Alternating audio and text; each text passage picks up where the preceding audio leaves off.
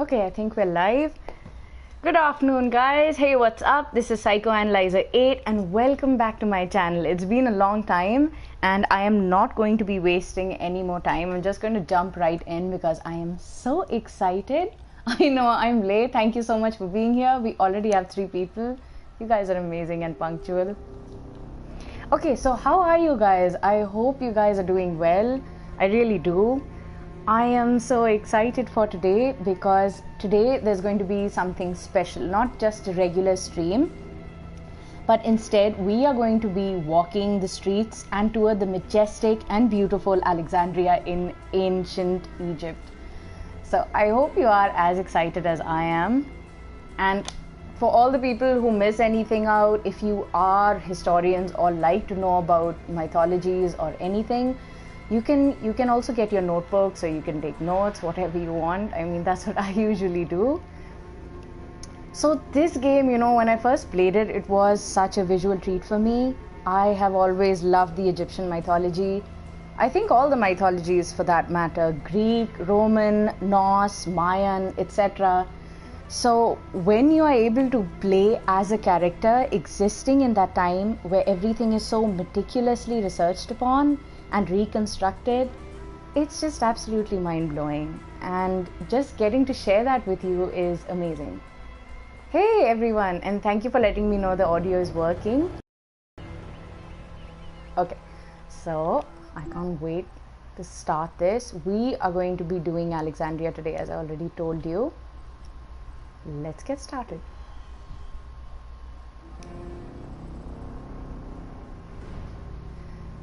So when I got to know about the tour, I didn't since some time, and I already finished this game, and I just wish they would do this for other games as well, like God of War.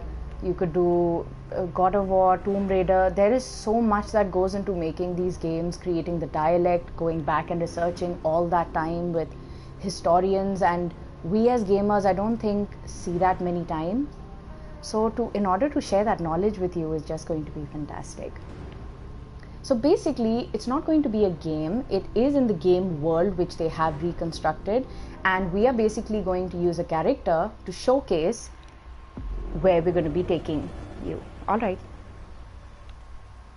So this is the game environment basically, which they've recreated the entire world, which is absolutely phenomenal. And it was a free roam game, so you can go wherever you want.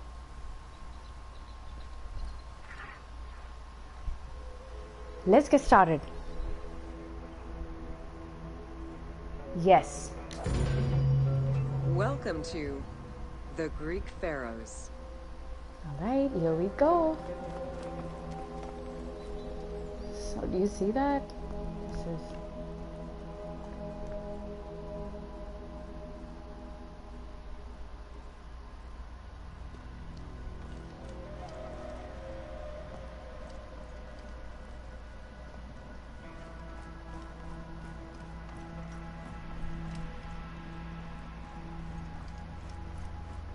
all right. I think I know where we are going. So this is a masterpiece. The place where we are entering is actually the tomb of Alexander the Great.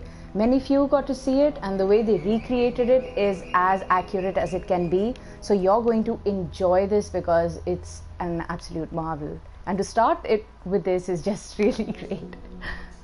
Pharaohs were considered divine incarnations of the gods. As an avatar of the gods living on Earth, the pharaoh's role was to preserve fundamental values and universal harmony by removing chaos, Isfet, and ensure that justice, Mot, prevailed. The pharaoh, by divine ancestry and through multiple offerings, was the bond that unites the world of men to the world of the gods and allows the maintenance of the cosmic order.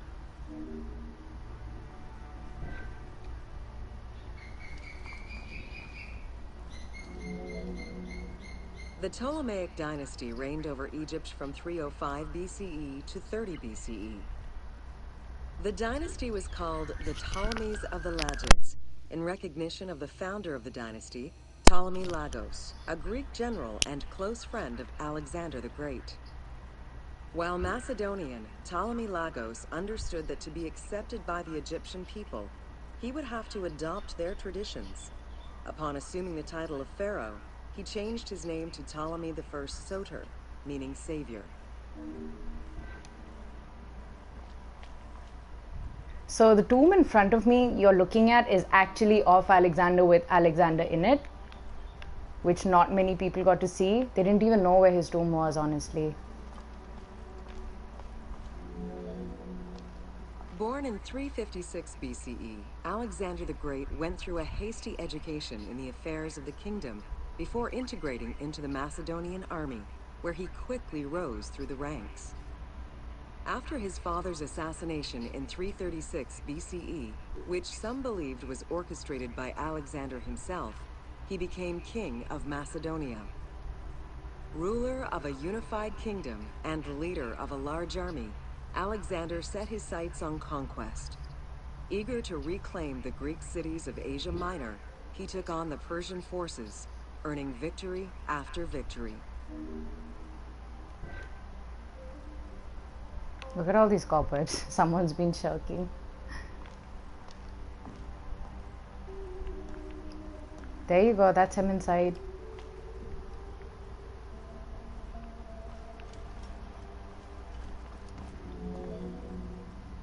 Ever victorious, Alexander the Great marched on, laying siege to city after city until he reached Egypt, where the Persians were defeated yet again.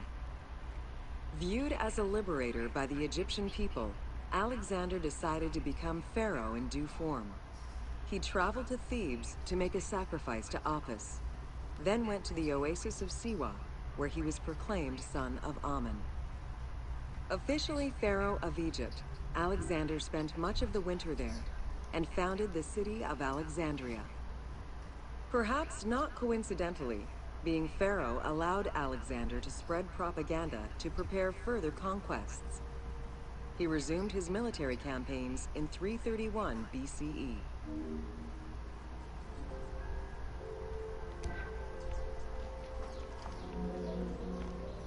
On his deathbed in 323 BCE, Alexander the Great gifted the satrapy of Egypt to Ptolemy Lagos. Perfectly aware of the value of Egypt, Ptolemy ensured not only the stability of the country's borders, but also its economic and military development. At the same time, he worked with the Egyptian elite to maintain the internal order of the country. By 305 BCE, Ptolemy, well respected both in Egypt and in the Mediterranean, was at the head of the largest fleet of the Hellenistic world. Ptolemy officially took the title of Pharaoh of Egypt in January 304 BCE, on the anniversary of Alexander the Great's death.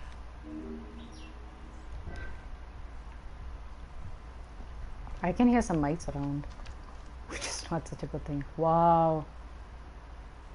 Wow. Alexander died in Babylon in 323 BCE. His remains were placed first in a solid gold sarcophagus, and then within another.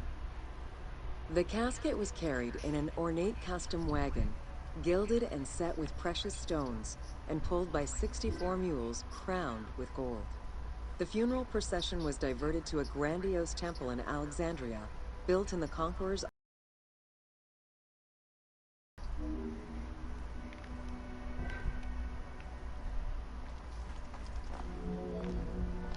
Julius Caesar visited Alexander's tomb at the capture of Alexandria, and the Roman Emperor Augustus reportedly placed flowers there. However, though many powerful leaders claim to have visited it, the tomb's location has gone missing from history. Some accounts do state that the golden coffin was replaced by a glass sarcophagus, probably by Ptolemy X. It is also implied that Cleopatra may have plundered the tomb in a time of financial crisis. So that's why you see the glass coffin right here.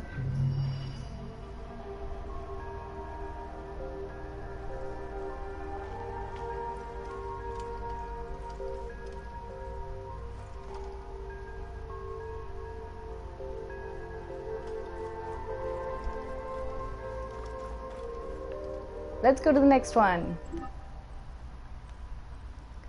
Cleopatra. I think everyone wants to know about her. She is absolutely amazing.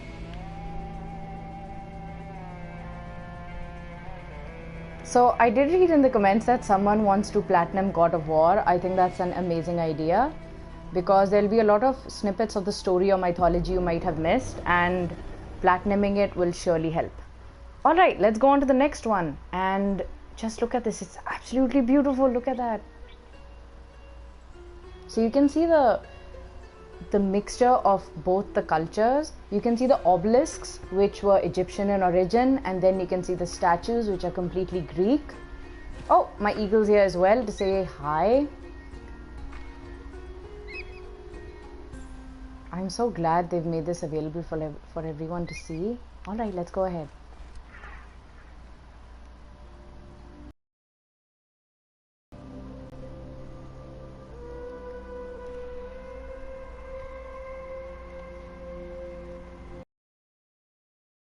Welcome to Cleopatra, Queen of Egypt. Yes. Let's go. Cleopatra VII Theophilopator ascended the throne in 51 BCE at the age of 18. Though her early attempts to maintain power were often challenged, she eventually prevailed and became the sole ruler of Egypt. According to Plutarch, she was the only Ptolemaic pharaoh to speak the Egyptian language. Her intelligence, coupled with a good education and a great political mind, allowed her to make the alliances necessary to maintain the independence of Egypt while Rome was becoming a Mediterranean empire. So she was the first Greek who could actually speak Egyptian, and most of the people still think Cleopatra is an Egyptian, whereas she was a Greek and achieved so much despite that. So I'd like to show you the obelisks, and the obelisks up close. You can check the hieroglyphics out, which is so amazing, and you can see the way the granite glints in the gold. I'm sorry. Wow.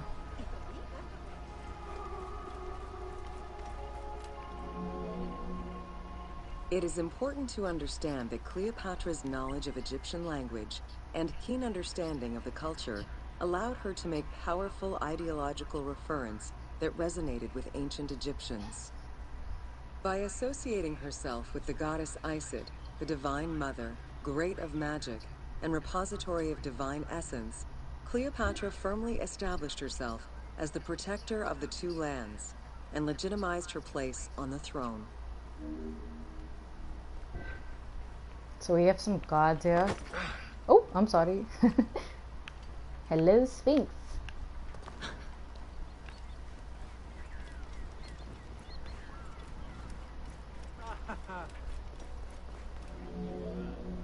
Wow. Upon his death in 51 BCE, Ptolemy XII Aulus bequeathed his kingdom to his daughter and eldest son, Cleopatra VII and Ptolemy XIII. As was custom, the siblings were married. The new pharaoh was 10 years old, his sister wife 17. The early years of their reign were not easy. Between 50 and 48 BCE, droughts and floods aggravated Egypt's problems. General Achilles and the royal advisor Pothinos kept intervening in the young ruler's political decisions, and eventually colluded to turn Ptolemy XIII against Cleopatra. By 48 BCE, Cleopatra was in exile.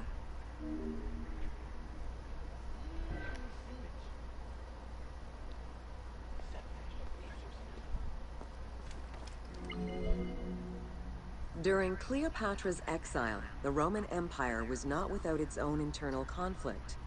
Caesar and Pompey were at war with one another, and after his defeat in 48 BCE, Pompey fled to Alexandria in the hope of finding refuge. This turned out to be an unwise decision. Listening to his advisors, Ptolemy XIII elected to have Pompey assassinated, his head kept as a gift, in the hopes of acquiring Caesar's favor. This gambit backfired. Instead of earning approval, the murder of a Roman greatly angered Caesar.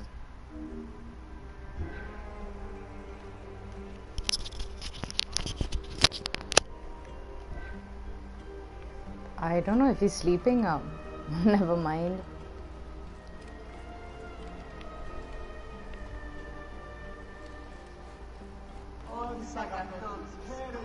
Wow. Of Pompeii decided to take advantage of the situation. She returned to establish an alliance with one of the most powerful men of the time. Outside of the legend, where she had herself smuggled into his quarters in a carpet, what exactly happened during that fateful meeting remains a mystery. However, Caesar seemed to see a better ruler for Egypt in Cleopatra than in her young and too easily influenced brother. Invoking Ptolemy XII's will, Caesar attempted to mediate peace between the siblings.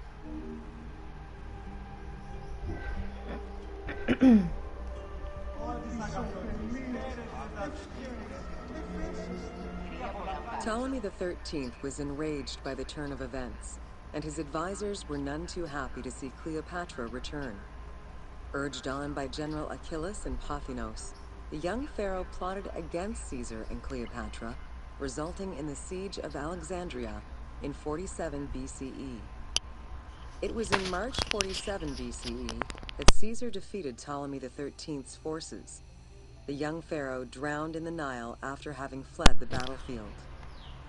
With her opponents dead or powerless, Cleopatra married her other much younger brother, Ptolemy XIV, and finally claimed the throne of Egypt for good. The end of the Alexandrian War also cemented the romantic and political alliance between Cleopatra and Caesar.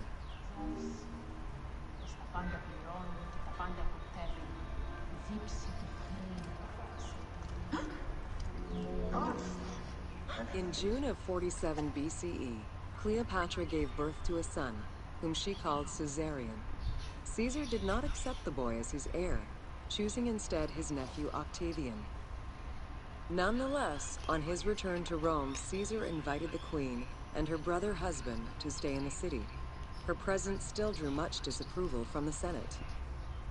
Always a strategist, Caesar left 4 legions in Egypt, and a man he trusted to direct Egyptian affairs, giving him control of the wheat supplies essential to Rome. Cleopatra and her entourage remained in Rome until March 44 BCE, when Caesar was murdered.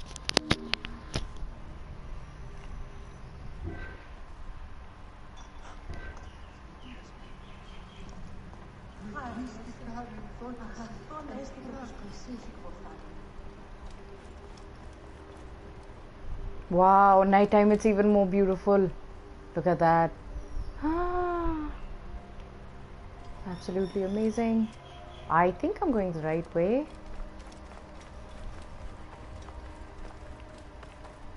Look at the gardens.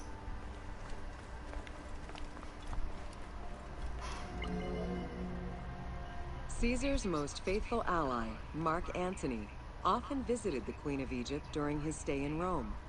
Unlike most, he recognized the legitimacy of Serapeion, the natural son of Caesar. Antony knew he would need the riches of Egypt in order to fight Octavian and claim the Roman Empire. Cleopatra, in return, saw a powerful ally. In the winter of 41 BCE, she arranged a sumptuous tour of Egypt by boat to show Antony the wealth of her country and the power she held as its ruler. A romantic and political relationship followed. The Roman Senate was once again most displeased. To calm spirits in Rome, Antony married Octavia, sister of Octavian.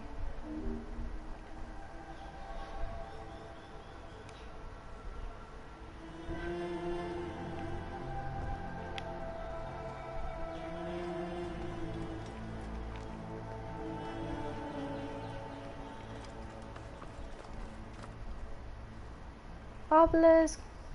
Do you see it glowing in the moonlight? So pretty. And to everyone, hello, I'm so sorry. I don't want to interrupt the dialogue which is going on and the explanation. So please don't think I'm being rude. Thank you so much for being here and welcome to the channel. Despite his marriage to Octavia, Antony remained Cleopatra's lover, and she gave birth to their children. Cleopatra increased her kingdom's territory and started a political propaganda alongside her lover in Egypt and beyond. She hoped to create a Ptolemaic federal empire with Alexandria at its center. Antony eventually repudiated his Roman wife for the Egyptian queen, much to the dismay of the Roman elite. However, while Mark Antony focused on Egypt, Octavian carefully gained military and political ascendancy over him in Rome. So in case you're wondering what repudiated means, it basically means when you don't accept something. Oh, look at these guards. Octavian managed his own propaganda campaign and succeeded. The Roman people hated Mark Antony and Cleopatra. To avoid the censure still inherent in attacking a fellow Roman, Octavian simply declared war against Egypt. Rome's power still reigned supreme. The powerful Egyptian fleet, led by Cleopatra as well as Mark Antony's forces, were defeated in 31 BCE in Actium. Octavian arrived in Egypt in 30 BCE to formalize his victory.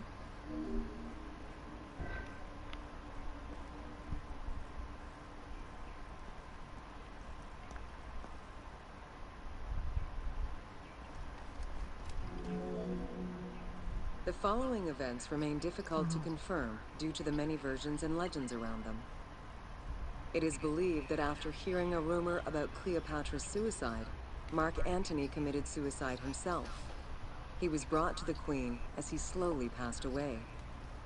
Knowing that Octavian would have her chained and paraded through Rome in defeat, Cleopatra planned her own suicide. She most likely killed herself with arsenic, though admittedly, the version where she uses an asp to deliver a fatal bite may be considered more dramatic. What happened to the body of Cleopatra is still a mystery. That's so sad.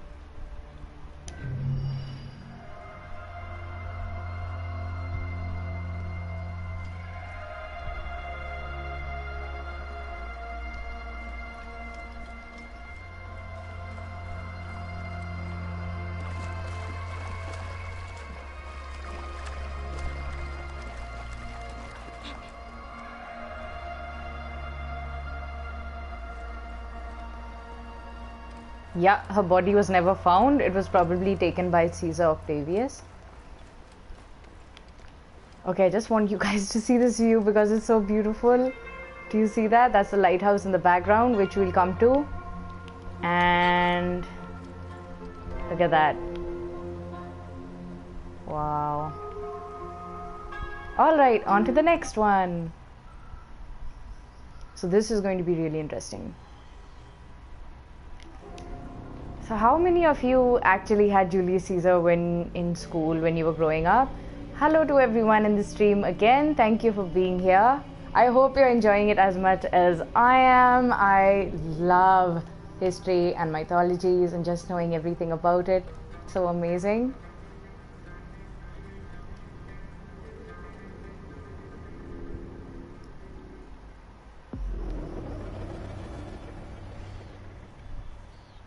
Huh, would you look at that? Where are the local markets?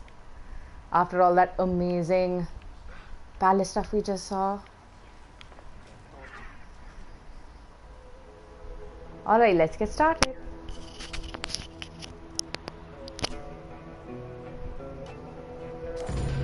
Welcome to the Siege of Alexandria. I really hope the Assassin's Creed Valhalla will have something similar to this, because it's looking so amazing. I think it's on the next gen console, right? Can you play it on this gen? Anyone?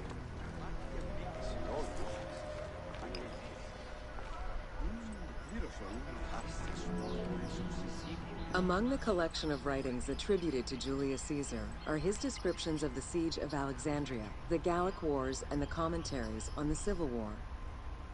These archives contain information on different campaigns, the wars of Alexandria, Africa, and Spain.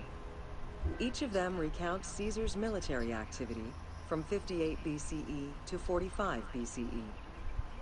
Though Caesar's documents remain a main source of information, it's important to note that the perspective is limited. It is necessary for other historical documents to be taken into consideration to provide a better understanding of events. Yay! Let's look at the shops. I want to buy those cats. There's a hippo here. There's a cat and there's a cow. I want to buy the cat. Oh no, that's a dog. Sorry, that's Anubis. Oh look, jewelry. Get out of the way. Wow, that's so pretty.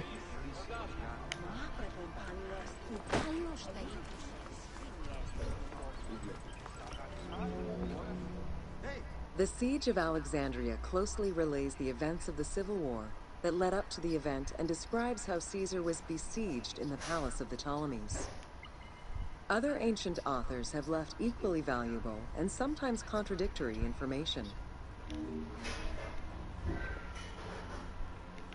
So if you see the map and then you see how close they've made it, is wow. So the markets which you're seeing here, local markets, are basically cheap knockoffs. These weren't the proper markets which used to sell the proper stuff. That used to actually go through a banker. In the events leading up to the Siege of Alexandria, Cleopatra VII and her brother were fighting over control of Egypt. Young King Ptolemy XIII's regent, Pothinus, had firm control over the young pharaoh, and an outmaneuvered Cleopatra soon went into hiding. This set the stage for Pompey's arrival in Alexandria. Having lost his battle against Caesar in 48 BCE, the Roman general turned to his allies, the Egyptians, for safe harbor. But on the advice of Pothinus, Ptolemy XIII had Pompey assassinated in the hopes of earning Caesar's favor. This would turn out to be a most unfortunate decision.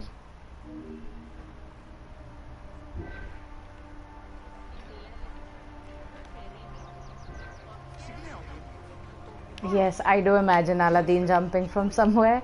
And I didn't know he had an Indian name. What is it? Please enlighten us, Smoked. Upon his arrival in Alexandria, Caesar was presented with Pompey's head.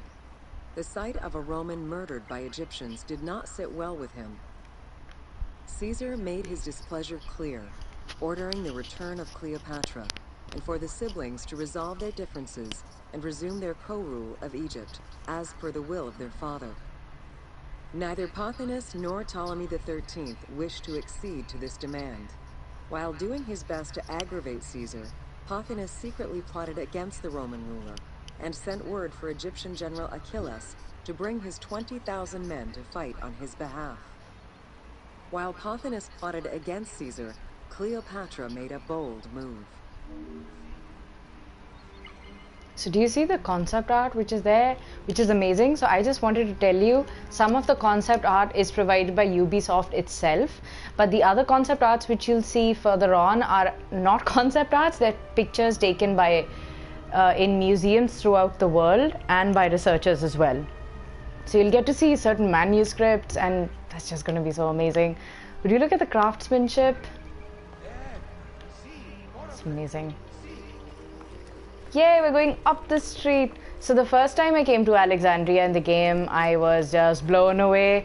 I think I spent 2 days just running up and down the streets just to get the feel of it, because they've done it so authentically with the music, the dialogues in the background, the different dialects being used. So if you remember, Caesar's tomb is actually located here, this area which you're looking at. Let's go forward. Wow, look at all this. It's so pretty. Oh, we have street vendors here. I wonder what they're selling.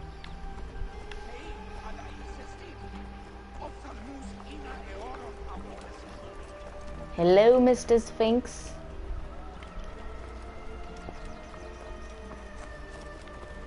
I think I'm on the opposite side of the road. But no one's caught me yet, so it's okay. Wow.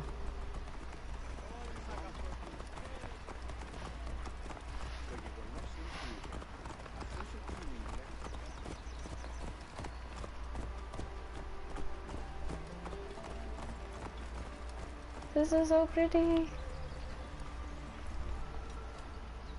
Hello. I don't know who she is, but or he is amazing. This is so pretty.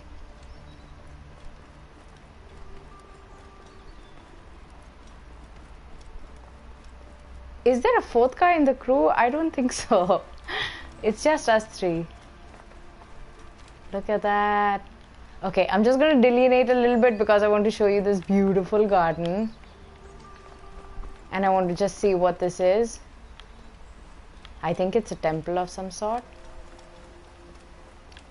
Oh yes, it is. It's a temple, and that is Serapis basically. Serapis was a made god. He was basically artificially made by the Greek and the Egyptian empire at that time so that it could cause some unification of the people and they could worship one god together. This is so pretty. I think the scent over here, just being here, would be amazing. It would be so pleasant with all the flowers. What is this? What is this? I think it's close to me. Let's just go in.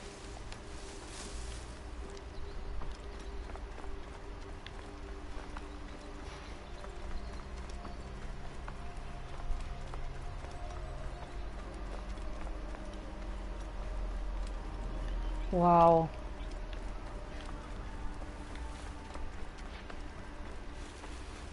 Hello, hello.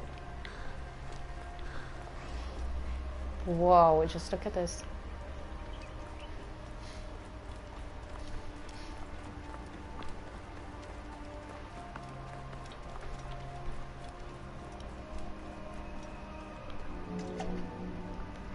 There are various descriptions of the encounter between Caesar and Cleopatra.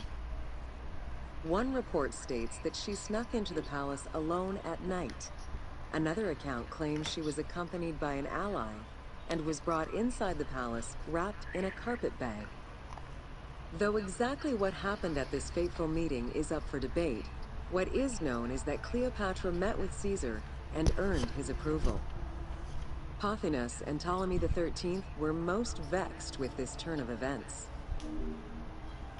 I think Cleopatra must have had a really, really amazing personality that she could just change things around. She was knowledgeable, charming, intelligent, with political knowledge. And also, if you remember, she was carried in a carpet, which is one of the theories that suggests that. The person who did carry her in the carpet is supposed to be a person called Apollodorus, who actually believed in Cleopatra's cause and helped her out throughout. If it wasn't for him, she wouldn't have been made the Pharaoh of Egypt. Look at that, it's so pretty. My goodness. Wait till you get to know about the Great Library. I'm sure it's going to be mind-blowing. I can't wait to get to that myself. Oh, this is the same place. I wonder where it's taking us. With Cleopatra finally present, Caesar chose to act as mediator between the siblings in the hopes of a peaceful resolution. It did not take long for things to sour. During a banquet given to celebrate the reconciliation, there was an assassination attempt on Caesar. It was the Roman leader's own barber who thwarted the attack. Wow. Once it was revealed that the king's regent, Pothinus, had ordered the attack, Caesar had him executed. He then placed the young king under guard. So Caesar's own barber thwarted the attack. It's nice to have a barber like that. Get out of the way! Get out of the way! I'm giving a tour, can't you see that? Let's go outside. Oh, look at these statues. Wow. I don't know, but maybe these statues represent Osiris. I may be wrong. But I also may be right.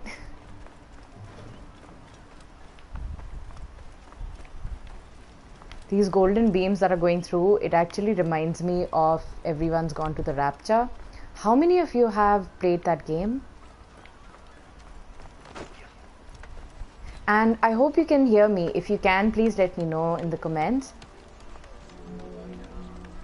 Caught within the palace with roughly 4,000 troops, and with the knowledge that the arrival of enemy forces was imminent, Caesar sent for help from Syria, Rhodes, and Cilicia. He ordered his men to dig a ditch around the palace and build a wall leading to the harbor. This would ensure Caesar's access to the sea. When Egyptian General Achilles arrived in the city with 20,000 men, the battle for Alexandria began. This concept art is amazing. So in the game, I actually went to this place, and there were these statues of the sphinxes literally rising from the water. That scene was out of this world.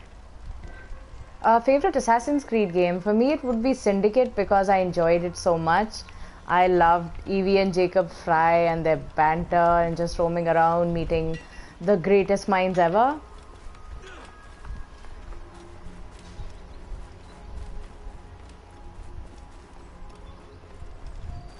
So you remember how beautiful it was, but look, this is what the ravages of war cause. Ugh. With so few men at his disposal, Caesar could not risk a battle just yet. He sent ambassadors to Achilles in the name of Ptolemy to propose a truce. Knowing that the orders did not come from the young king, and angered by the pharaoh's imprisonment, Achilles had the messengers assassinated. With Caesar confined within the palace, Achilles positioned his troops around the city. Skirmishes broke out throughout the streets of Alexandria and went on for several days and nights. Though they were outnumbered, Caesar's men were able to hold the enemy back. This prompted Achilles' next move: capture the Roman fleet stationed in the harbor.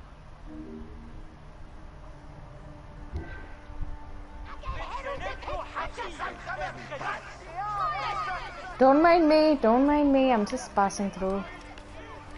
Just passing through.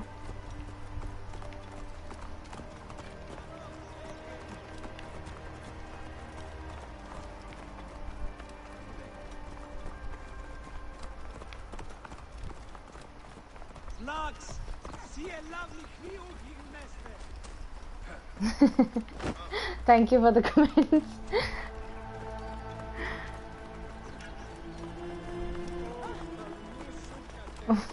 Why does Hanzo keep coming up? Please forget about that. Someone's playing music.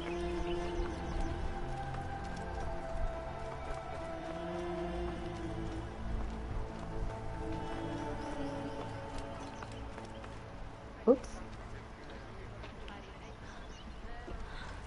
Oh, it's right ahead.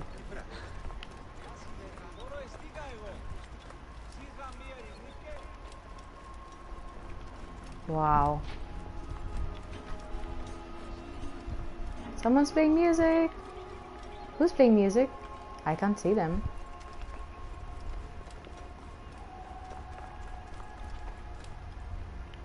Look at that.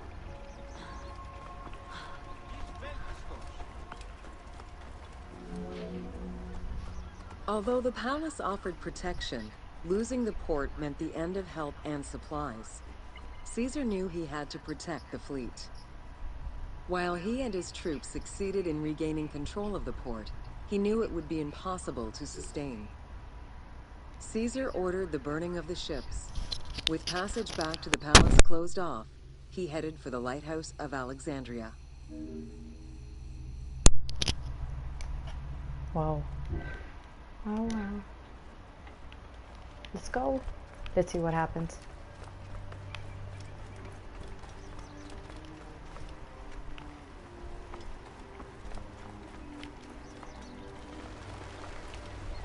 Look at that, look at that. I don't know who this is. Fighting their way through the Egyptian troops, Caesar and his men eventually reached Pharos Island. There, they took refuge within the lighthouse. With easy access to the open sea, Caesar was able to send messages to his allies requesting reinforcements and more supplies. The island fort also allowed him to control access to the harbor by relying on the chains used by the Egyptians to control ship traffic to and from Alexandria's docks. So this map which you're seeing is not made by Ubisoft. Basically, this was by the French architect Jean-Claude Delvin, and he was an Egyptologist who actually uncovered all of this. So they use these authentic maps to actually recreate the game, and you don't even think so much thought goes into the game. The exact chronology of events during the war in Alexandria remain imprecise. Conflicting accounts raise questions as to when, and even if, the Great Library of Alexandria was burned down at all. One account states that during the fighting, docks and warehouses were burned, and this was the fire that spread to the library. In another account, when Achilles cut off the harbor, Caesar had to leave the safety of the palace to defend his ships. As the enemies battled across the port, their arsenals set ships ablaze, and this destruction spread to the library. No, not the library, please. In either case, the Great Library was not completely destroyed. Experts point out that its location was too far from the harbor, and much later texts refer to the Great Library as being intact. Warehouses near the harbor contained manuscript copies awaiting export, and it is more likely that these documents were destroyed than the Great Library itself.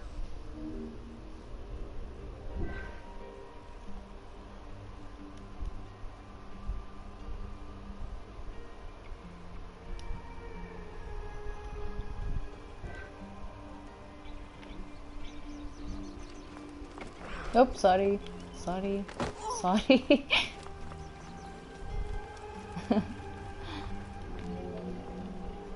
The destruction of the Great Library may have been due to a number of fires over the ages. Its end was probably closer to the 4th century CE, when the Christian Emperor Theodosius I ordered the closure of all pagan temples. While some documents survived after being moved away, it remains unclear just what knowledge may have been lost. You'll know all about the membership if you keep watching. They've explained everything, how much the membership cost, what all was there, and it's amazing.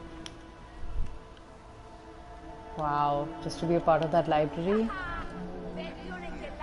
Where there are accounts of Achilles being in control of the battle against Caesar, it appears that instead Cleopatra's sister, siding with her brother, had him killed and put her ally Ganymedes in his place. Ganymedes proved a valuable tactician for the Egyptian side. It was his idea to cut Caesar's access to the harbor, thus trapping Caesar at the palace. I didn't even know Cleopatra had a sister.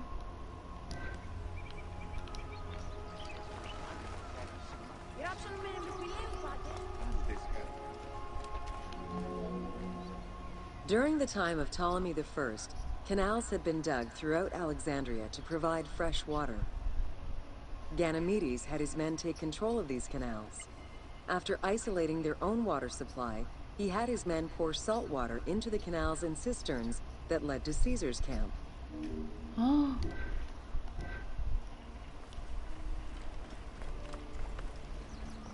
There's the lighthouse.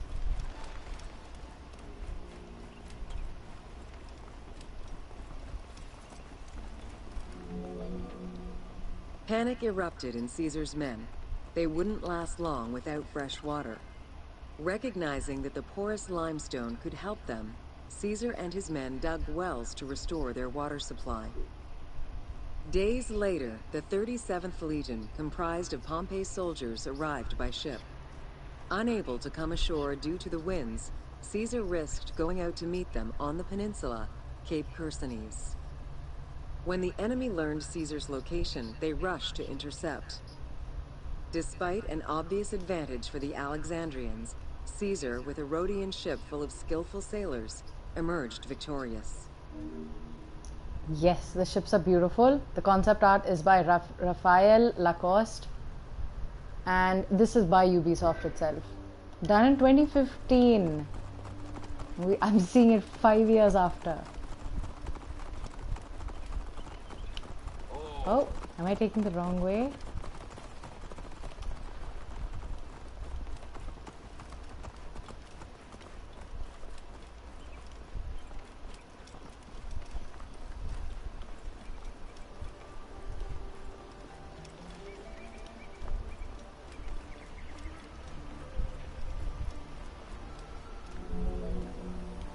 With help from the Allied ships, Caesar's victory enabled him to push the Egyptians back and secure the lighthouse. Gaining control of Pharos Island sent the Alexandrians into the sea and swimming back to the city. However, Caesar's fortification of the island didn't last long. The enemy regrouped and were set to storm the island. Panic-stricken, in spite of Caesar's encouragement, many of his men then fled their posts, either by ship or jumping into the sea. So who all out of all of you likes collecting coins? Is there anyone who actually collects coins as a hobby? Yeah, they have camels and horses.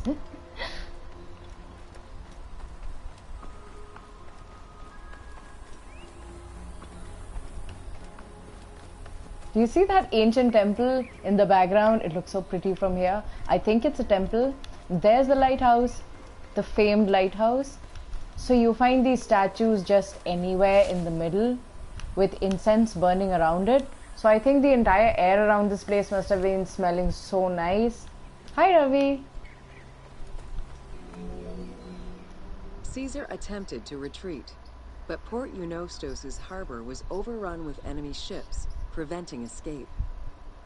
Reportedly, Caesar gathered his papers and leapt overboard in an attempt to swim to an Allied ship farther out.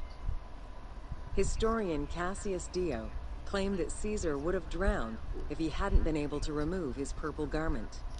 Still, he managed to swim the distance and survive. The Alexandrians recovered the cloak and used it as a trophy to commemorate the Roman debacle. So he swam all the way. They used to be so strong back then. Hi, Jatin.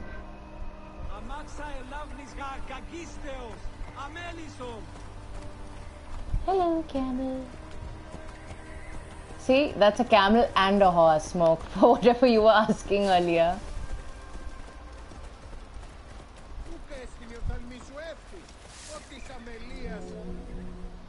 Unhappy with Ganymedes and wanting their king restored, the Alexandrians approached Caesar with a compromise. Caesar agreed to release Ptolemy XIII after entreating him to spare the kingdom and remain loyal to Rome. Once freed, however, the king defied the agreement and continued the war.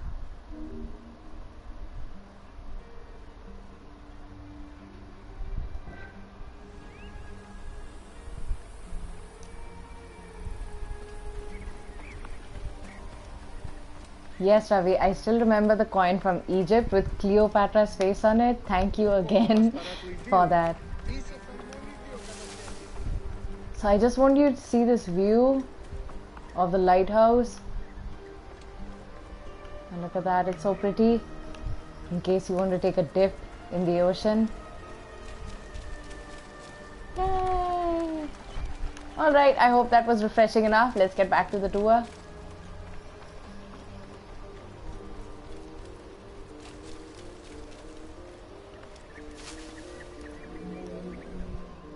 By this time, a faithful ally of Caesar's, Mithridates, arrived in Egypt, clashing with Ptolemy's troops at Pelusium. Outnumbering the enemy, Mithridates secured the region between Pelusium and Alexandria. Ptolemy, warned of Caesar's ally marching on Alexandria, sent his troops to prevent passage over the river.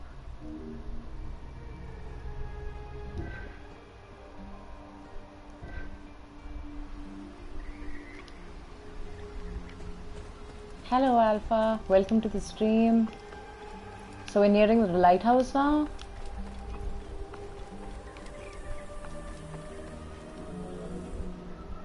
Mithridates warned Caesar in time, and the two groups confronted the armies of Ptolemy in the delta. Wow. In the Battle of the Nile, the Romans gained the upper hand, sending the Egyptians fleeing. In the tumult and panic, King Ptolemy XIII drowned in the Nile.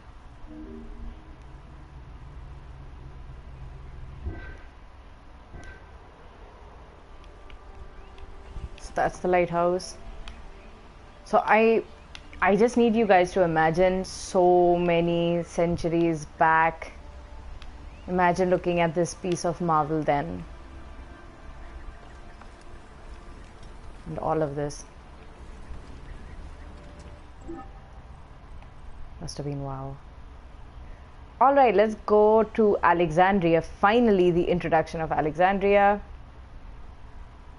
Oh, I thought I finished it. I didn't. My mistake. After the siege ended, Cleopatra VII married her younger brother, Ptolemy XIV, enabling her to reign over Egypt until 30 BCE. Under her rule, Alexandria settled into its position within the Roman Empire and eventually surpassed Athens as one of the most important cities in the Roman Empire. Julius Caesar remained in Egypt for a short time. He and Cleopatra would later have a son named Serapeion. Which he didn't accept like a jerk. Alpha Gladiator. Hi. This is Assassin's Creed Origin, not Odyssey. And that is a nice name. Which completes our tour. Hippos are cute, but not when they come at you, especially in this game, because during this time they were actually bigger than normal hippos. So if you read other biopics of Egypt and you read about them, they were actually really scared of hippos.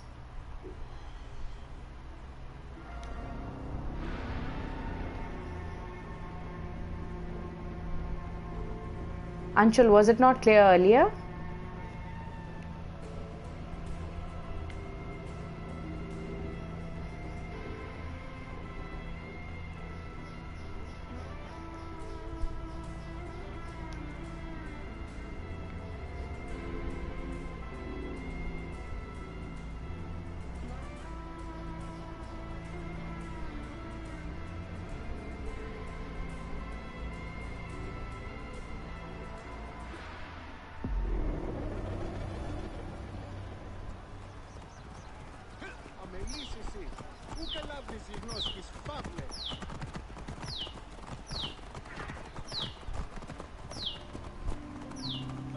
Yes, let's go.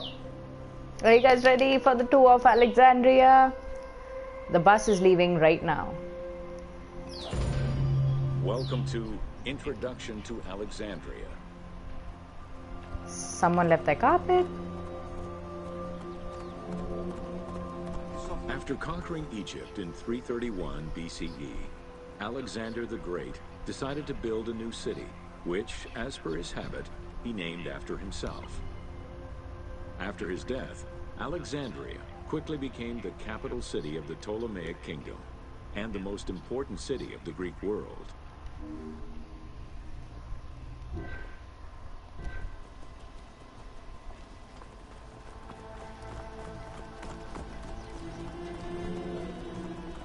The city was built between the Mediterranean Sea and Lake Mareotis, which resulted in Alexandria becoming a crucial cultural hub and trading center.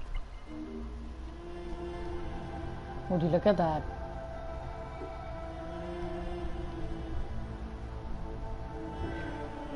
So as I said, these are the original maps which are actually there, and using that they reconstructed the city.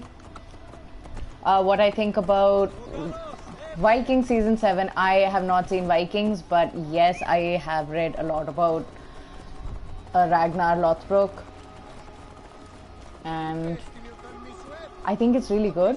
But Assassin's Creed Valhalla looks amazing, because for them to be experiencing for them to be exploring Norse mythology, I think they'll do a really good job. Also, they're going to be DLCs which include stories about Beowulf, and also that would be super interesting. They've said the campaign's not going to be as long as the usual Assassin's Creed, so I think all the repetitive side quests will be eliminated. I hope so. Sumptuous buildings could be seen wherever one turned their gaze. The royal palaces, the many temples, the gymnasium, lush public gardens, and large avenues.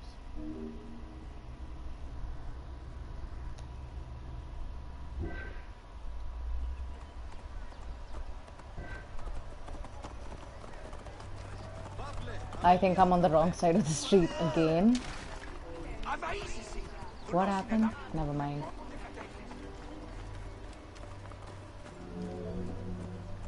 With its incomparable beauty and advantageous geographic location, Alexandria attracted foreigners, intellectuals, and traders.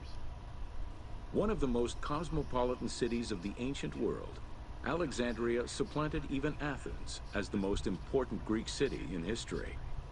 Wow.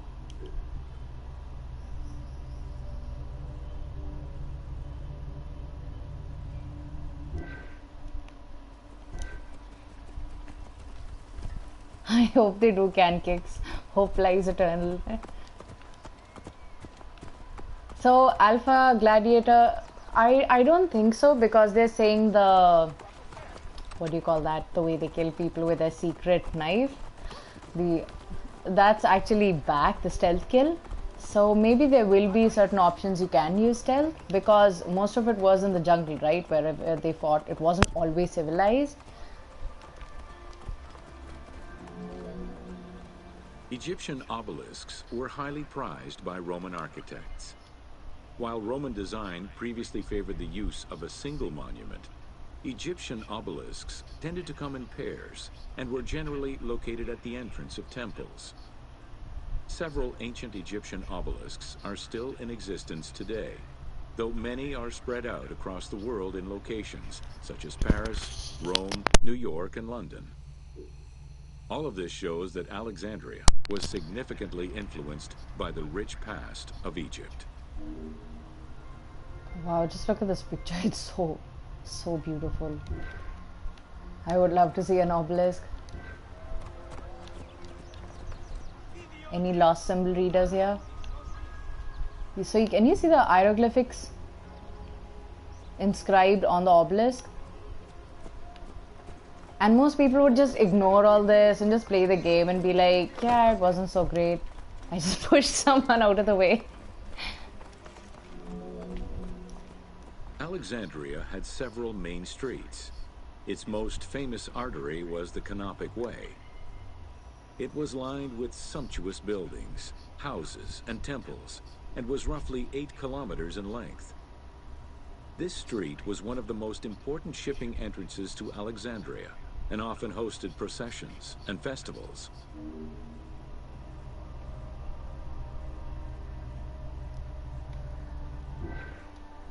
So, see the map and then see this.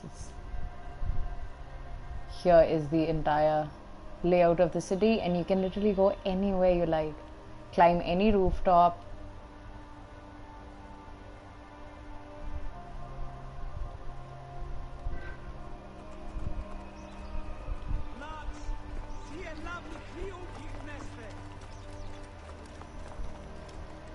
So you can hear the people speaking in the background. They were actually unsure of what dialect they used to use. So they actually went through linguists, and they asked them what the dialect would be. They got voice actors, they got researchers, and they used all those to compile the voices of the background voices that are coming in the game right now. Look at all this detail. The width of the street, 30 meters, was abnormally large even by Greek standards. This is likely because the Canopic Way was made in a short span of time and based on an urban plan, as opposed to being slowly built over time, as was usual for the era.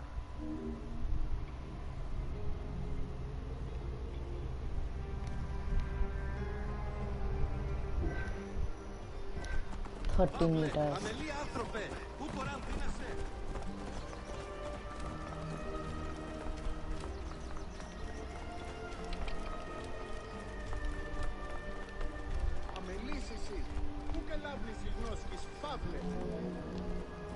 The Canopic Way originated in the western cemeteries, skirted the gymnasium, and then exited the city to head east through massive doorways towards Canopus.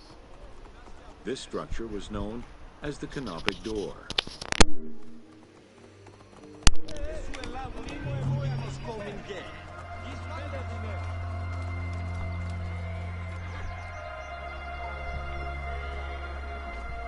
Hello.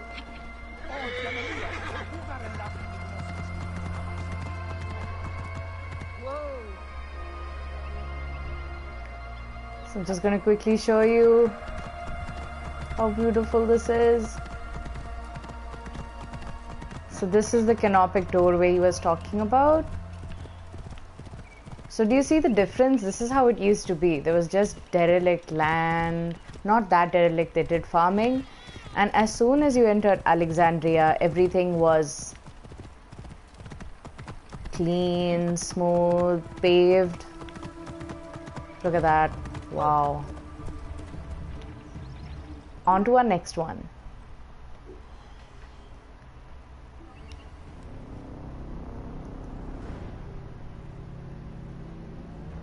So what games are you? I mean, this is the time to be playing games.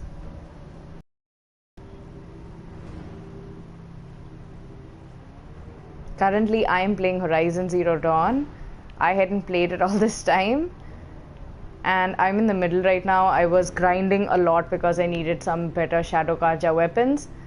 Because every time an enemy would come, it would not go so well. This is going to be super interesting. It's about how Alexander actually got the concept, how he conceptualized building the city. And just keep watching. It's a short one.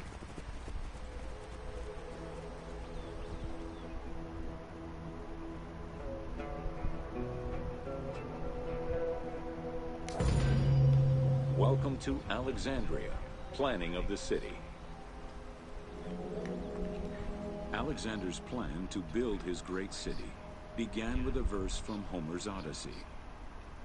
There is, in front of Egypt, in the sea with many swells, an island called Pharos. Guided by these clues, Alexander the Great founded his future city at the western end of the Nile Delta. So do you see the pyramids in the background? So you have the pyramids in the background, you have the Nile, you have the desert, you have this area. Must have been just so grand.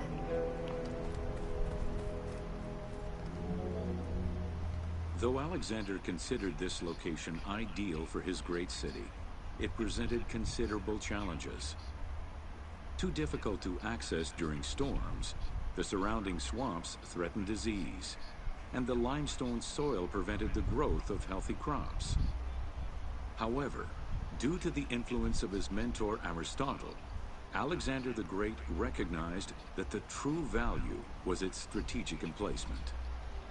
Alexander knew that in controlling Pelusium to the east, Memphis to the south, and his crowning glory Alexandria to the west, he would create a triangular stronghold, allowing him to control the entire delta while giving him access to the Mediterranean.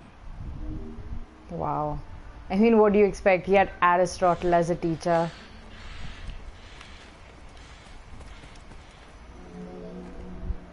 The great walls of Alexandria had a humble beginning. Lacking chalk to outline the future city's foundations, architects were forced to use flour instead. Clouds of migrating birds swept down and ate the flour, erasing the plans. This prompted Alexander to seek guidance from the oracles, who reassured him that his future city was destined to feed a large population. Which it did. Excavations led by Mahmud Bey el-Falaki in the 19th century revealed that the wall enclosure measured approximately 5.2 kilometers in length and 2.2 kilometers in width. It was roughly 9 meters in height.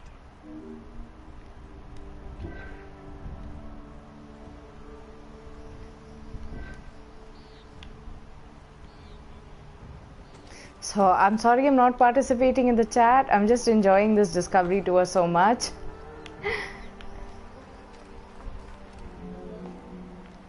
These formidable ancient walls would resist a number of attacks, including fending off the king of Syria in 169 BCE.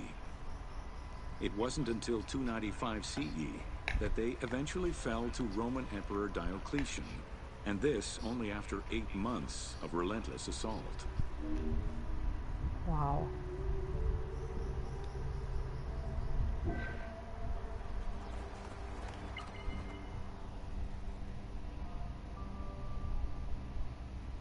So this is basically the view of Alexandria and the Roman Tower from 19th century.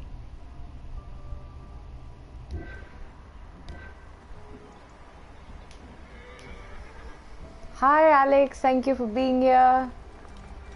It must be really late there, but you made it anyway.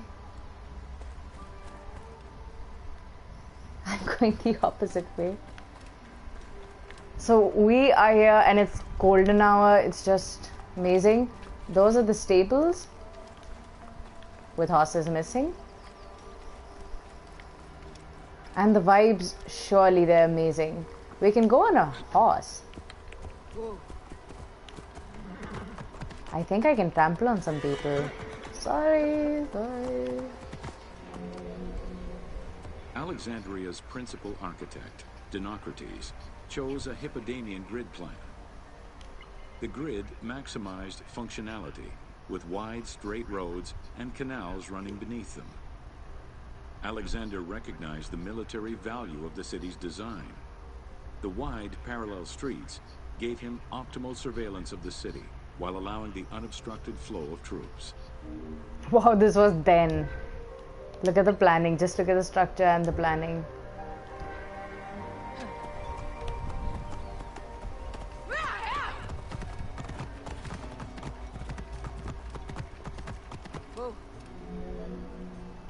A central corridor ran from the Mediterranean's north port down to Lake Mareotis to the south. This thoroughfare acted as an unobstructed link for commercial trade and travel between the two ports.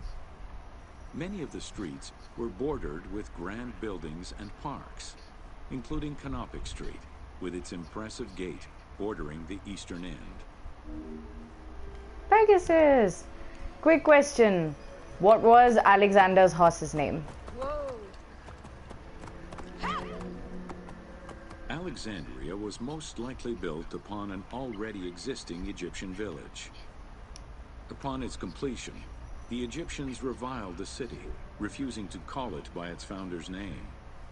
Instead, they called it Raked, the building, as a mark of disdain, which was later Hellenized into Rakotis. Despite this, the name Alexandria would remain. So Hellenism is basically referring to the character of ancient Greece. So anything to do with the character or the culture of ancient Greece was Hellenism basically.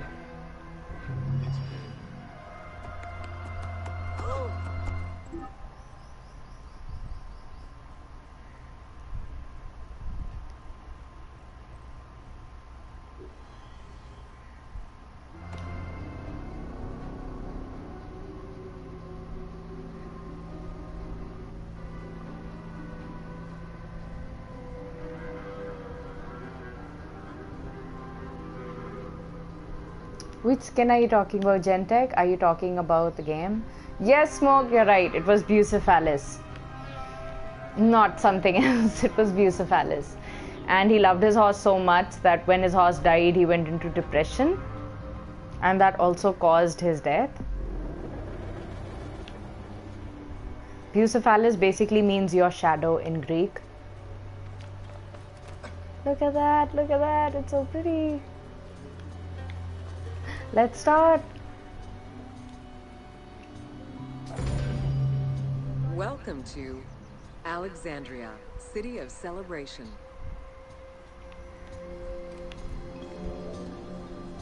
Like most Greek cities, Alexandria offered multiple forms of entertainment. Most were related to cults, religious practices, and the festivities surrounding those practices.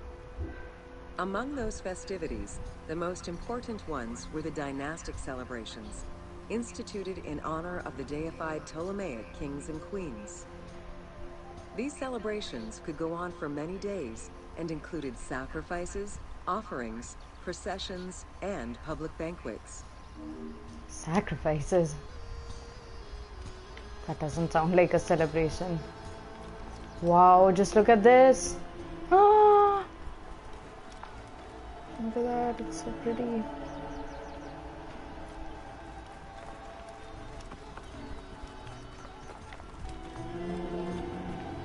Games and competitions were organized whenever possible in locations such as the stadium, the hippodrome, and the gymnasium. The residents of Alexandria favored such events where athletes, poets, and musicians from Egypt and other cities of the Greek world competed. Hippodrome, okay. I'm not I'm not going to ruin it for you, but hippodrome is basically nothing to do with hippos. I don't know why it was named that way, but I'm going to show it to you in the game and just keep waiting for it. Like all good Greek cities, Alexandria had a theater. The architecture of this structure is Roman in style. This is because the team duplicated a theater from Cyrene. Roman theaters were usually semicircular and built from scratch on a with structures designed to enhance oration. Greek theaters were more oblong in shape, similar to a horseshoe, and favored the slopes of natural hills to support their acoustics. That's amazing.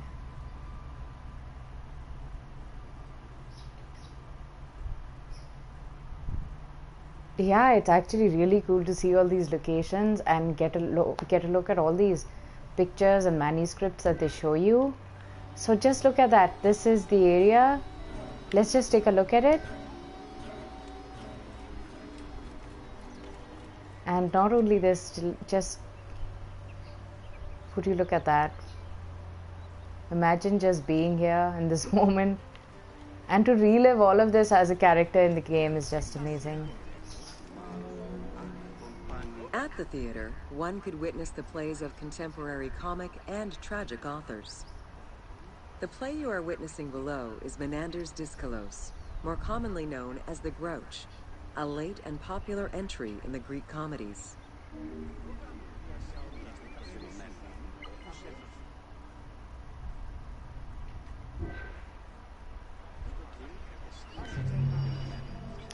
So you can actually see the Roman influence now, because the eagle you see here,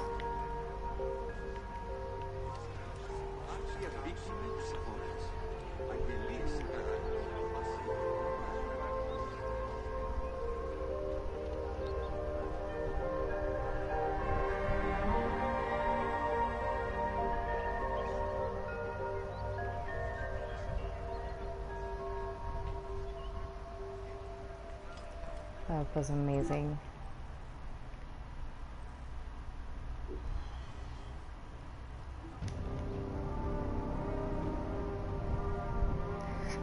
It's not only enacting the game. If you actually go to the library, you can actually hear them talking about different schools of thought. That is just so good. You feel so good. Yes, I think everything, the music, the knowledge.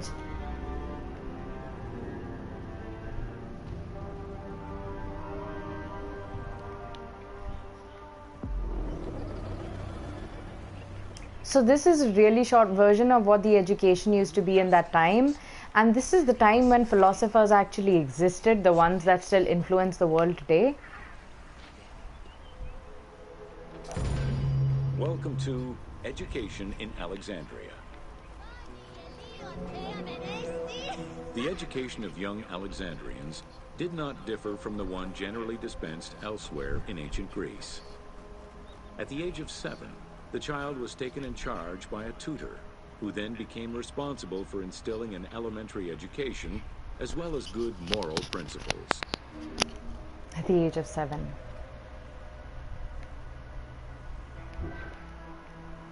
Gentech, there's enough social distancing so you can easily wear them if you want.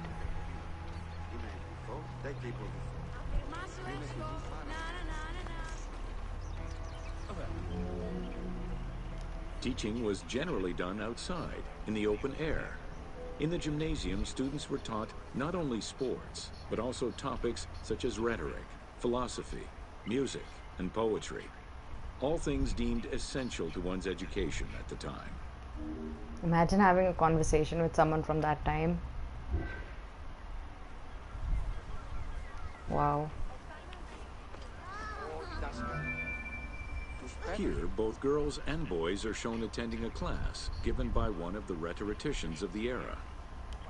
The team made the choice to show both genders attending class within the context of the game world. Even though it is historically inaccurate, the team felt it was not necessary to prioritize historical sexism over inclusive gameplay. I think that's a good option to do that. So women weren't really allowed education. They couldn't even have a basic discussion with you. So in that time, when you would meet someone like Cleopatra, who was so intelligent, who was witty, who was charming, I think she just must have been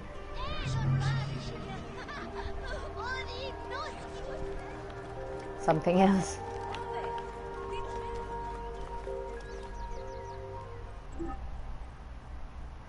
Finally, this is going to be my absolute favorite because now we're going to the Great Library of Alexandria and I am so excited.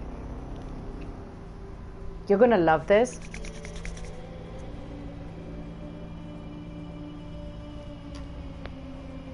Yes, it does. And Cleopatra's hair wasn't like that, the style which she wore. They used to wear a wig basically, and wigs used to show their economic status in society.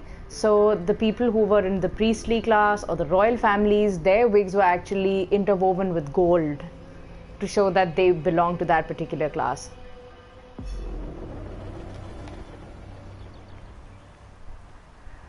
Okay, so here we go. We're going into the Great Library and this is going to be phenomenal.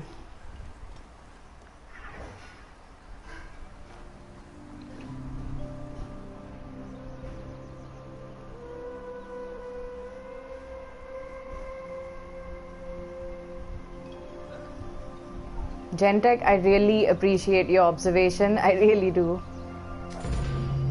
Welcome to the Great Library of Alexandria. Near the district of royal palaces and within the Mouseion was the most famous library of all antiquity.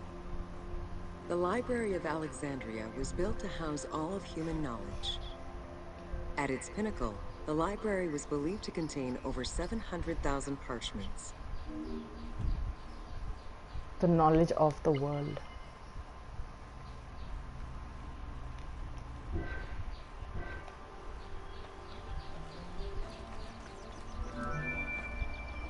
Throughout the centuries, fires and wars between Christianity and paganism destroyed the library, leaving nothing behind. The loss of the building, and more importantly, its vast collection, is immeasurable.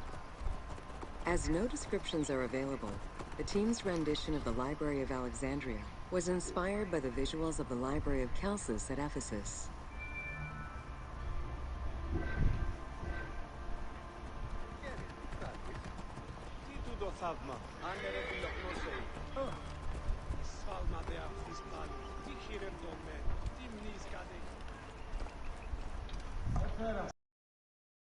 Inside.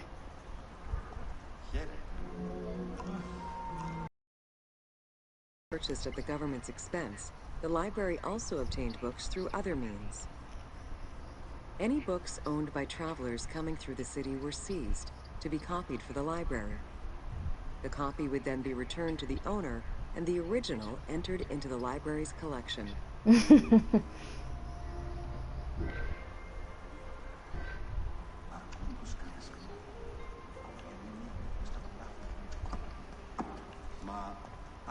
So these are all the scrolls. There you go.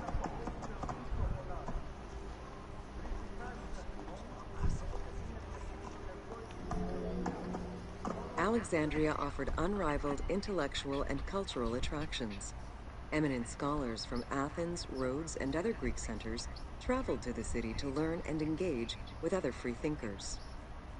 Both the Mouseion and the library were at the center of groundbreaking ideas and creative expression.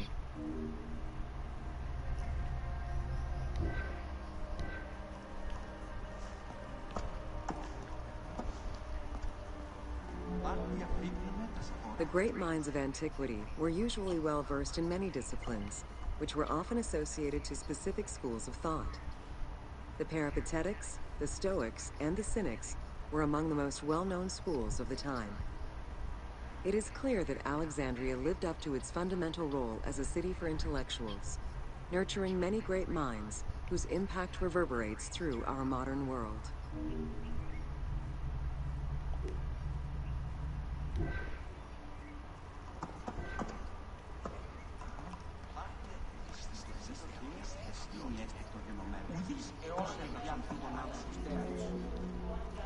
Hypatia of Alexandria was a Greek mathematician, philosopher, astronomer, and inventor. Though born in Greece, she eventually migrated to Alexandria, like many great minds of the time. It is there that she became the head of the Neoplatonist school of Alexandria. From most accounts, she was highly respected by her fellow Alexandrians, both as a teacher and a philosopher. Wow. With her death, the age of great ancient scientific discoveries came to an end. So she was a mathematician, a philosopher, astronomer, and an inventor. She was so amazing. And hats off to the game for recreating all these details. Callimachus was born in Cyrene and educated in Athens. After his studies, he moved to Alexandria to work in the Great Library. A poet and a critic, he strongly rejected the epic format of Homeric poems, and instead fervently supported a shorter, more judiciously formulated style of poetry. His epigrams and elegiac poems were emulated by later poets. His work was extremely popular, second only to Homer's own works. Whose head? His head is right here. I think what he has in his hand is a cornucopia. Okay, his head here. I don't know where his head is. I think this is the only thing. This is from the Metropolitan Museum of Art in New York. And this actually exists from the 1st century BCE. So if it has a head missing, I think that's okay.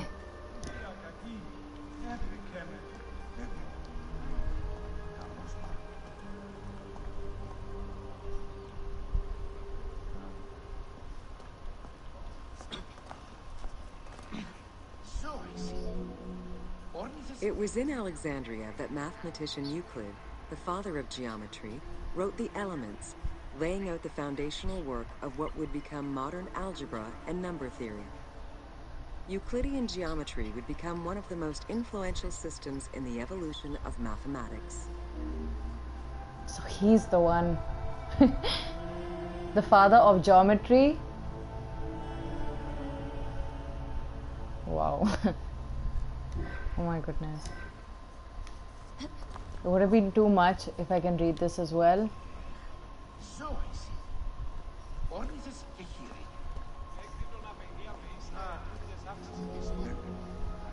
How do you calculate the circumference of the Earth? With a camel, 2 sticks, and shadows cast by the sun. This is what Eratosthenes of Cyrene described in his principal work, Geography, while he was director of the Great Library of Alexandria. He is credited for the invention of the armillary sphere around 250 BCE.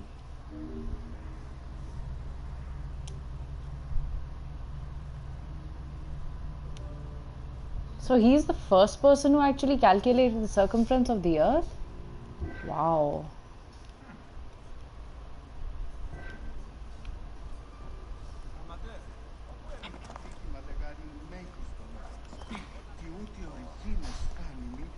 Wow.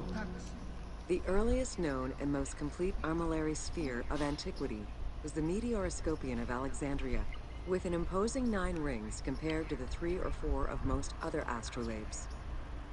Known as the zodiac krikatoi amongst the Greeks, the Meteoroscopion was used to determine the location of celestial bodies around the Earth.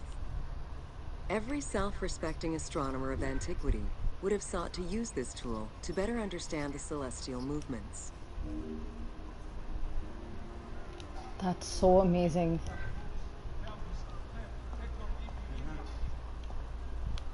So do you see the natural way the light reflects and comes down? People used to actually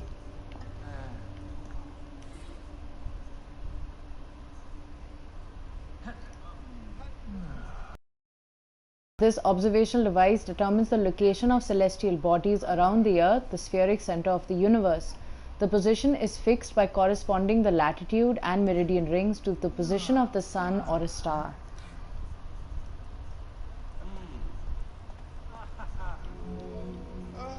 Pythagoras of Samos was a well-known and respected philosopher and mathematician. He is best known for the Pythagorean theorem. However, there is proof that the theorem existed in Babylonia and India long before Pythagoras was born, casting some doubts as to who exactly originated the theorem. So do you see the importance of the library now? I mean, these are just some of the people.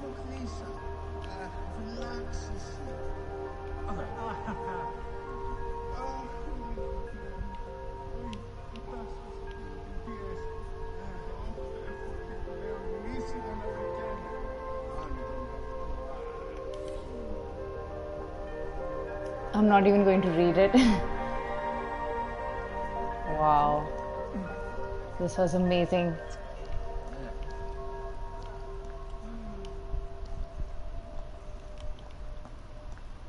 Let's go to the next one. This was just so amazing. Okay, the Mouseion. This is going to be the next best thing as well. So all these now which we're going to be visiting are all the architectural marvels of Alexandria.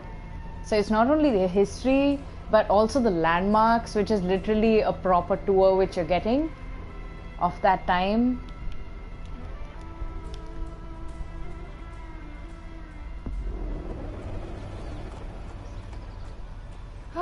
So this is the Mouseion.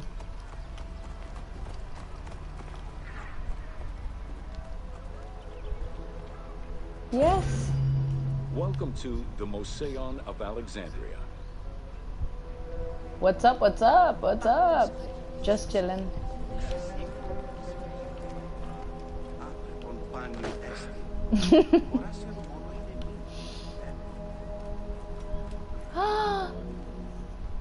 The Mouseion was a sector of the city commissioned by Ptolemy I to rival Athens' Academy as an institute of intellectual pursuit.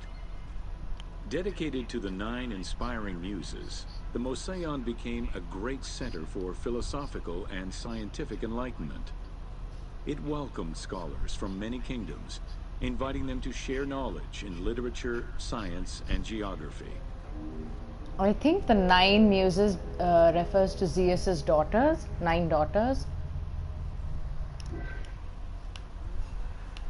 This is where they used to sit. Amazing. Amazing. Wow, look at that sunlight. The Mouseion was designed so that its buildings and grounds would accommodate free thinking, debate, and presentation. Meeting spaces and theaters surrounded a main courtyard. Expansive gardens were filled with exotic plants that aided in the study and supply of herbs and medicines. A zoo offered the study of animal behavior and physiology. Also among the Mouseion's many star attractions was its astronomical observatory. Can you imagine an observatory? Wow.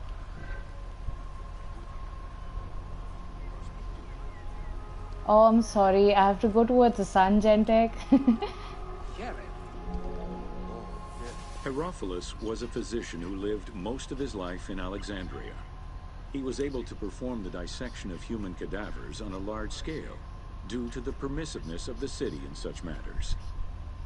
Among many other discoveries, he learned that the brain was central to the human nervous system. He also extensively mapped the blood system and measured the pulse with the aid of a water clock. Wow.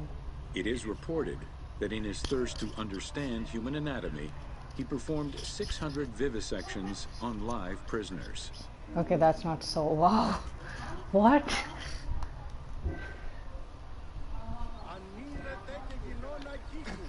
I think he's somewhere here.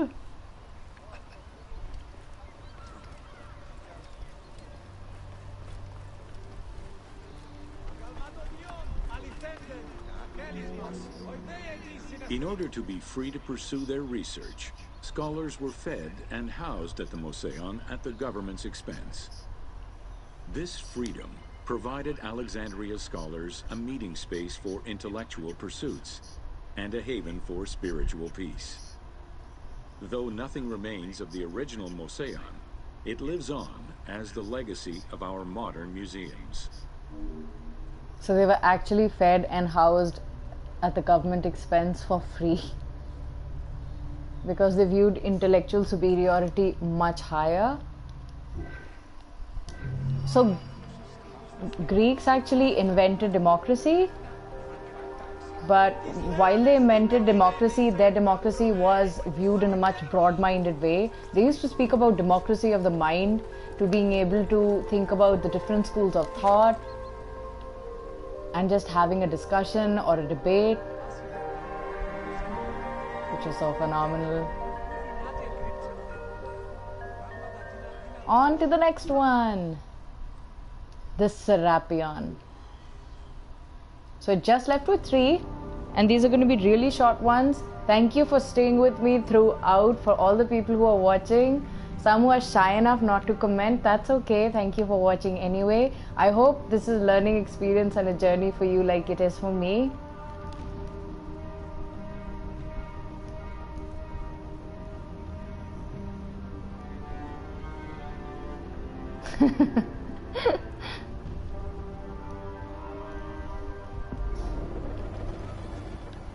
Let's go on to our next tour.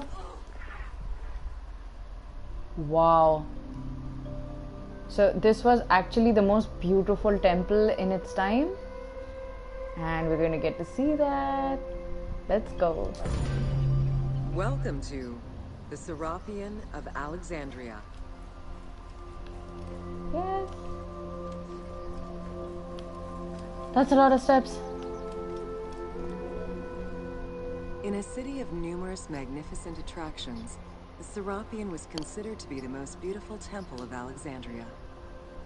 Located southwest of the city, on a small hill known as the Acropolis, the sanctuary was constructed during the reign of Ptolemy III, upon foundations which had existed since the reign of Ptolemy I Soter. Beautiful, absolutely beautiful. Look at the pyramids in the background. Oh, look at this. My gosh. Wow.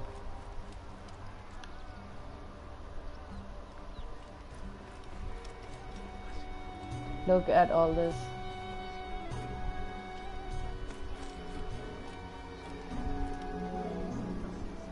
Visitors of the Serapeion climbed 100 steps to reach the courtyard. Libraries were installed in the porticos surrounding the square building, with its roof and columns adorned with gold and gilded bronze. Pharaohs were generous to the temple, as were several Roman emperors after Egypt's conquest. An inner temple housed the statue of Serapis, dedicated to healing the sick. Serapis is the god I spoke to you about earlier, who was a creation by the Greek and the Egyptian Empire, basically. Here he is, I think. Since the 26th dynasty, Greeks in Egypt had gradually integrated the Egyptian cult of the Apis bull to their own rituals. With the establishment of the Ptolemaic dynasty, the cult of Apis was further integrated into Greek religion. During his rule, Ptolemy I chose to merge Egyptian and Hellenic gods into a syncretic divinity named Serapis. This name was the result of the amalgamation of Osiris and Apis. With this new deity, the Ptolemaic dynasty managed to accommodate similar belief sets for 2 different cultures, bringing about a new dynastic cult.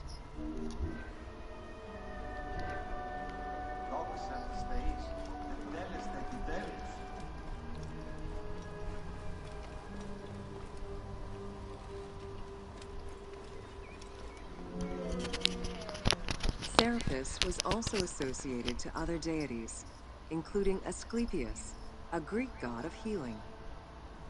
It is possible that, as with the Serapis Temple of Canopus, the sick would visit this sanctuary, sleeping there overnight in the hopes of being healed within its hallowed halls. So without knowing this, I actually used to wonder, what is this? Which is right next to the temple. Like, why are people sleeping here? Just look at the walls. Look at that.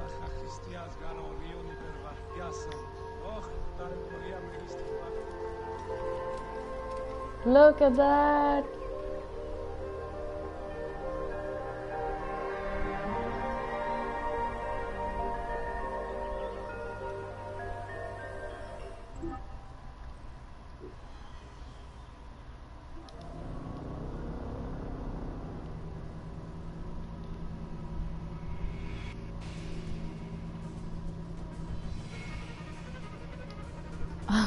I have not played Fallout 76. I mean, with all the things I've heard, it's still not free, and I'm definitely not paying for a buggy game like that. What about you? Have you played it? Is there anyone who's played Fallout 76? Is it worth it? Wow, we're back on the bridge. Yes. Welcome to the Islands of Pharos. So it's becoming evening now. The Heptastadion was a bridge-like causeway connecting the Island of Pharos to mainland Alexandria. Its name is based on the Greek terms of measurement, hepta, meaning 7, and stadion, which is a measure of length of roughly 180 meters. 180 meters? Wow.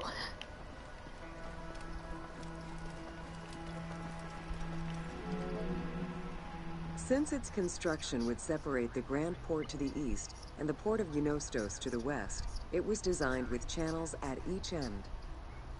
These openings allowed passage from one port to the other. So you can see the length of the bridge from here. Absolutely stunning.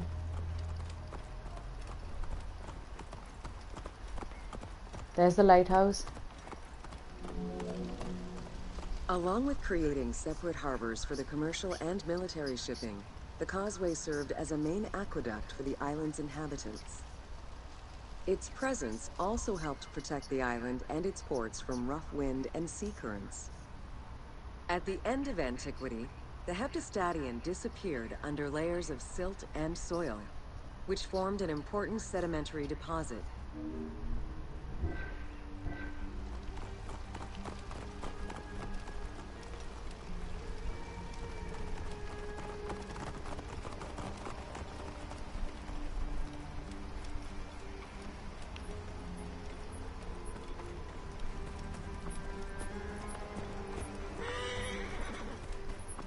This place is so dusty.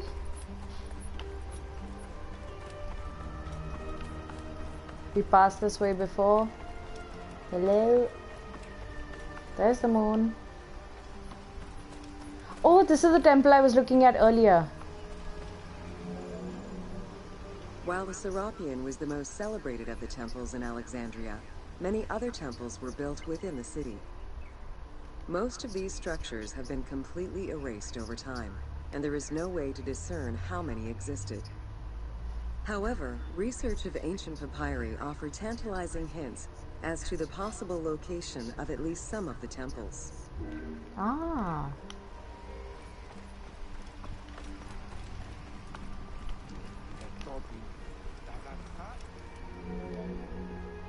Both papyri and coins reveal evidence of many temples built for the gods. Poseidon, the god of the sea, likely had an edifice in his honor west of this island, as well as on the mainland.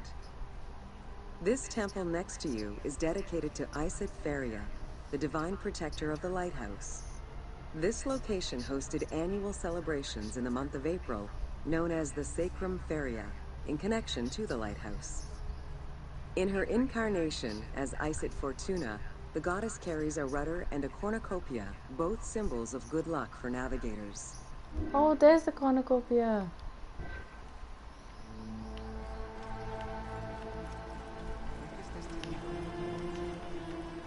Wow, look how pretty.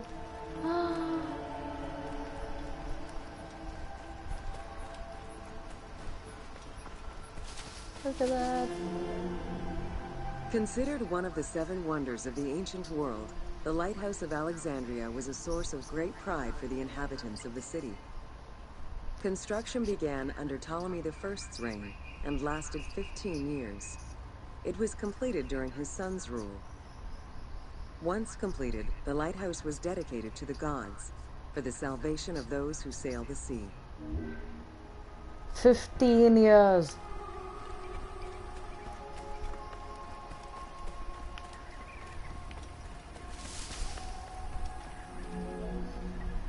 Built on the Island of Pharos, the stone structure was 3 tiers set on top of one another in a step formation. The second floor consisted of an octagonal tower, and the top floor was a cylindrical tower topped by a statue. The interior provided space for staff rooms and a ramp which allowed the transport of fuel to the upper floors.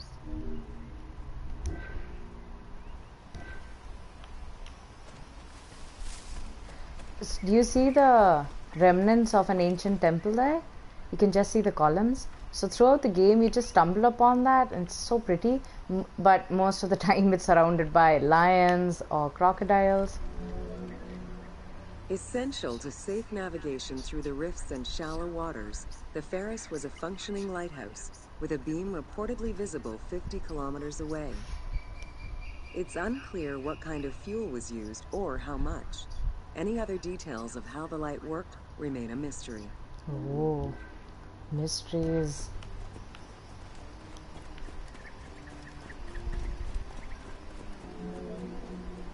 For several centuries, the Pharos was one of the highest monuments ever built by man. It measured roughly 110 meters in height, compared to the Pyramid of Giza, which was around 140 meters tall. Gradually, the structure was eroded by earthquakes, and then completely destroyed in 1480 CE, when a fort was built over it. Archaeological excavations on the seabed have uncovered many blocks from the ancient building. Wow. Beautiful.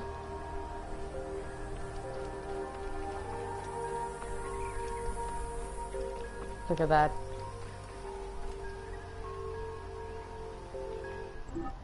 So we just have the last 2 left. They're really small, the Paneion and the Hippodrome. And here we go. Okay, yes, back to what you were saying, Yashodhan. Yes, I know I'm such a big fan of Fallout. When 76 was coming out, I was really, really hyped. But when I got to know it's going to be a bad experience, I didn't want to sour my love for Fallout, so I didn't really go ahead with it. But it's just really disappointing that they're not accepting their own mistakes and actually trying to redefine the game or make it better, which they should be doing for being such a huge game studio.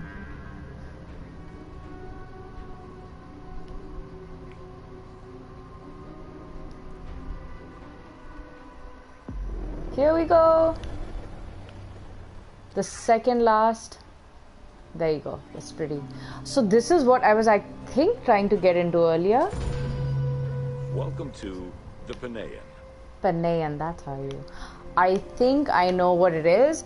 If we have any people who read Percy Jackson, I'd like you to tell me, because this is going to be really exciting. The Paneion was a temple built in honor of the god Pan, divinity of nature. This Greek god, often represented as a half-man, half-goat, with a beard, horns, and goat's hooves, was considered the protector of shepherds and herds. Any Grover fans in the house? Percy Jackson? No? Yes. Pan's attribute was his namesake musical instrument, the pan flute. His temples were usually located in caves and on high mountains, and were frequented by shepherds. It is likely that Mediterranean cults adopted the imagery of Pan to symbolize the Christian devil.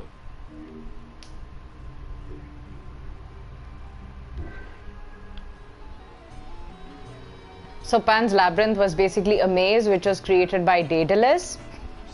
You had to find your way out of the maze and also beat a minotaur. To give proper honor to the god, Alexandrians built an artificial hill upon which they housed his temple to compensate for the flat relief of the city. The artificial mound had the shape of a spinning top or a pine cone, which was accessed by a spiral staircase. The top had a panoramic view of the entire city. Only such heights would be fitting for a mountain god. They artificially built this hill?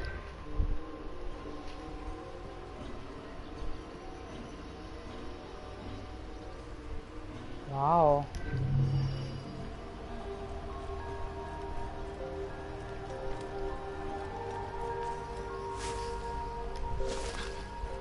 I'm actually curious.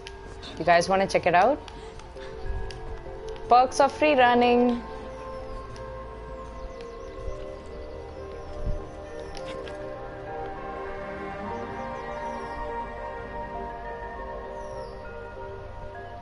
Perfect picnic spot. Perfect, perfect.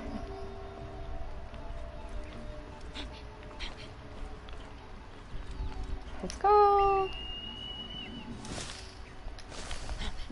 Now on to the last one. The Hippodrome. The famed Hippodrome, and we're finally there. So I believe there's a modern Alexandrian library which has a copy of the web pages on every website on the internet since 1996.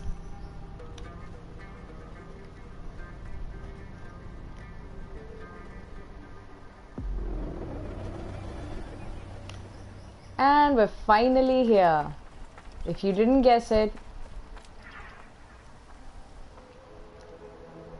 this is the place where all the chariot races used to be held, like you've seen in the movie Ben-Hur.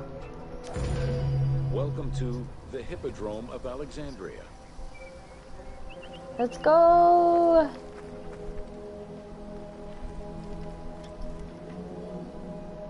The main hippodrome of the city was called the Legeon, in honor of Lagos, the ancestor of the Ptolemies. Alexandrians were great lovers of horse racing.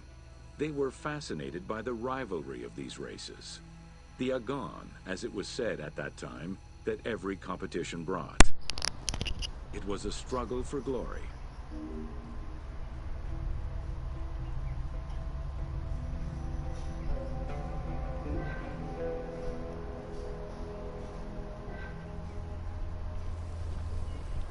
Yes, you heard that right, Alex. The most important chariot race was the Tethrapon. Using 4 horses with the quickest harness to the front right, the charioteer would race for 12 laps, with sharp turns at either end of the hippodrome. The victors were crowned with garlands of olive and received prize money, but the most sought-after reward was to be acclaimed by the works of poets, such as Callimachus and Pindar. Going down in history was more important than money.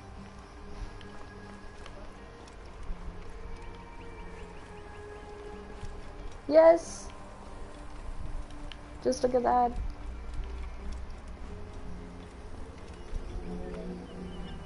Ye hymns that rule the lyre, what god, what hero, aye, and what man shall we loudly praise? Verily Zeus is the lord of Pisa, and Heracles established the Olympic festival, while Theron must be proclaimed by reason of his victorious chariot with its 4 horses. Theron, who is just in his regard for guests, and who is the bulwark of Acragas, the choicest flower of an auspicious line of sires, whose city towers on high, bringing wealth and glory to crown their native merits. So with a bang, I'm going to finish the stream for today. That was the tour of Alexandria, finally finished. It is so beautiful.